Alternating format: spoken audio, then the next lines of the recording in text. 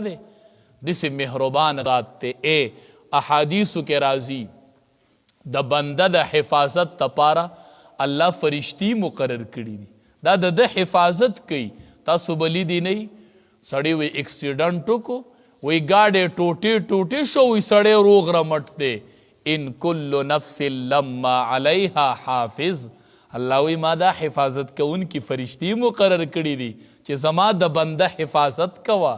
دا وجود خیال ساتا نو اللہ تبارک و تعالی دیر مہربان ذات تے حدیث مبارک کے راضی یو کس وفات نبی کریم صلی اللہ علیہ وسلم صحابہ کرام تو فرمائل وی اللہ بخو وی یو غندار سانگ و پلار کی وی غی کٹکڑی و چی خلقو تی تکلیف تین وی اللہ بخو وفی روایت اخرى پا دویم روایت کے دا سے راضی چی غندار سانگی کٹکڑی نوا دا کٹکولو ارادی کڑی وا اللہ پا دی وجو بخو چی دا ویلیو چی دا سانگا با کٹکوم زکا چی خلقو تبتی تکلیف میلاوی وفات شنو اللہ بخو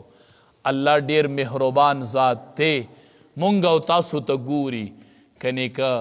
اللہ زمونگا و تاسو دا ذہنونو مطابق پیسلے کولے دا خزو دا خیری موریدلی خدای دی چکی دلی راولوی خدای دی چکی دلی مر دی روڑی سنگ خیری کئی خضو رحمت واسعہ لاوی دا کمقل دی دا نپوئیگی مین دو خیری الواد تمکوئے دا خو یو رحیم ذات موجود دے اگا دا خیری ڈاری قبلینا که دا مور خیری قبول کری بیا با مور اوینی او بعضی وقت کے سڑے تنگ شیوی اللہ ما مڑ کے او مال مرگ راولی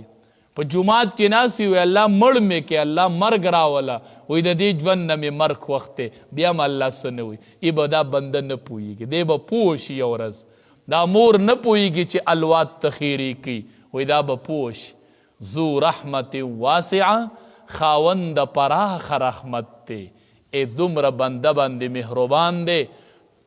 دا خو بندہ تا دا خپل قیمت پتہ نشت دے حدیث مبارک کے راضی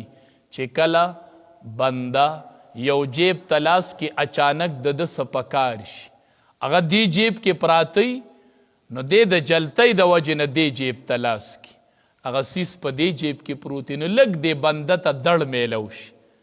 تا دی او دے پناختی بل جیب تلاس کی دق دڑ چی دتا میلوش اللہ ورلپا دی بانیم یونی کی لیکی دا معمولی دڑ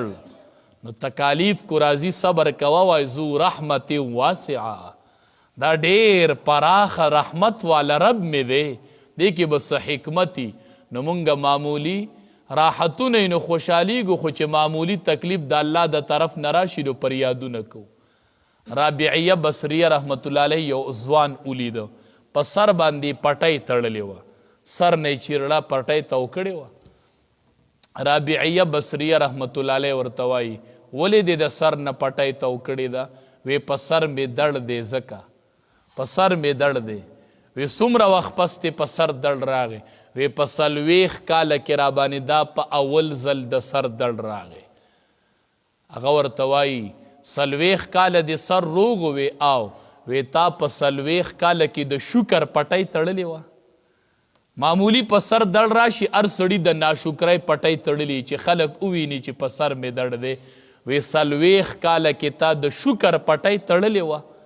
چی یو پٹائی دسیم یی چی خلق وینی دا پٹائی دا صدا دا شکر پٹائی دا زمان رب رابانی دیر انامون کری